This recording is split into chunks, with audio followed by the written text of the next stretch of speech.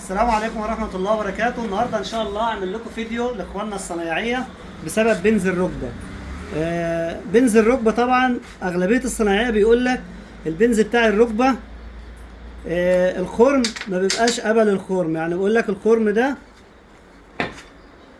ما بيبقاش قبل البنز ده. دي طبعا معلومة غلط، دي معلومة غلط. الصنايعي اللي مش فاهم ما يتكلمش، اللي فاهم في شغل هو اللي يتكلم، يعني اللي شغال في البنز هو اللي يتكلم.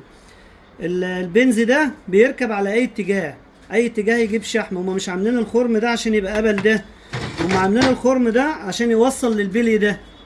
الخرم ده بس عشان يوصل للبلي، اي اتجاه بيجيب ايه شحم. في مجرى هنا عاملين له مجرى، عارفين اللي احنا مش هنعمل الخرم قبل الخرم، فهم عاملين لنا مجرى هنا عشان الشحم تلف فيها ويخش في الخرم ويطلع من هنا.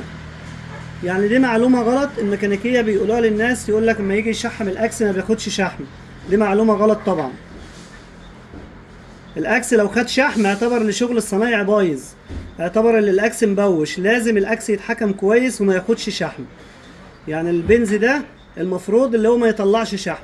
انا هخليه لكم يطلع شحم دلوقتي تمام من البنز ده، انما استحالة هيطلع من هنا، استحالة هيطلع من هنا لان لازم يتحكم من هنا.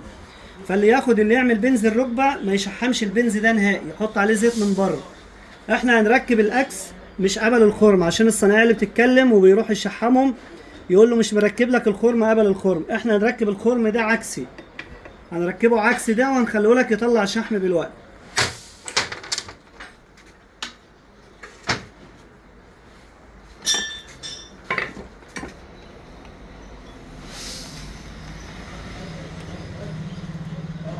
طبعا الاكس لازم يتحكم حكمه جامده، لو ما اتحكمش اعتبره في الفاضي. يعني لازم يتحكم بورق زي كده.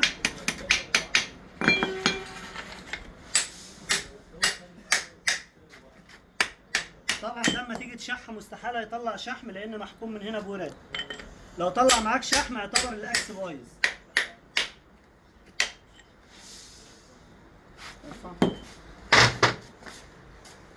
البنز بتاعنا اهو، الخرم هنا اهو وهنا البنز اهو. ركز، هنركبه عكسي اهو. مش هنقطع حاجه من الفيديو، روح يا ابني هناك وراه على طول على المكبس.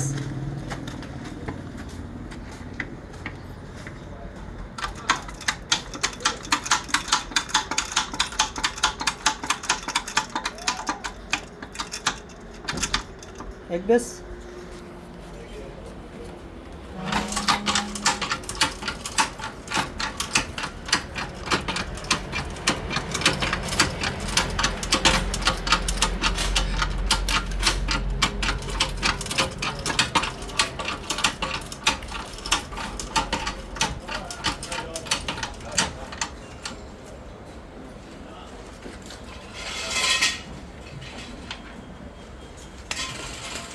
خش على الباقي.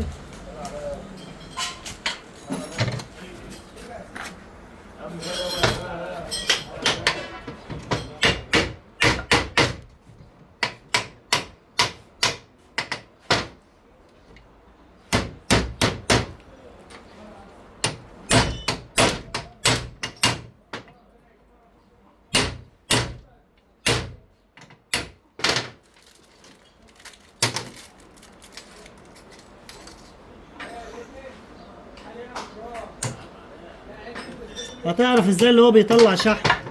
بص معايا كده، هنفك البنز ده، ارجع ورا. هنفك البنز ده اهو، هنطلع لكم الشحم من هنا.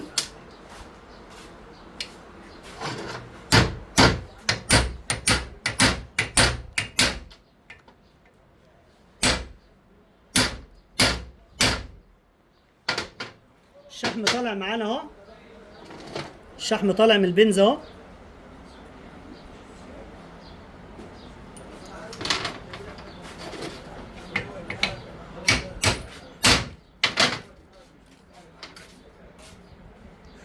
اي اتجاه طبعا بيجيب شحم، بس طبعا لو جيت تشحم ده، شوف احنا حاكمينه ازاي، مش هيتحرك اهو، جامد زي الحديد اهو.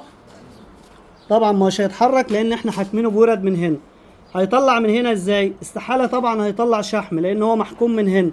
لو جيت تشحمه هيضرب لك البلي ده، فغلط طبعا تشحمه. تحط عليه شوية زيت من بره ودي معلومة خطأ طبعا، اللي يقول لك حط الخرم قبل البنز عشان يطلع شحم، دي معلومة غلط طبعا. احنا عملنا لكم عكسي وطلع شحمه.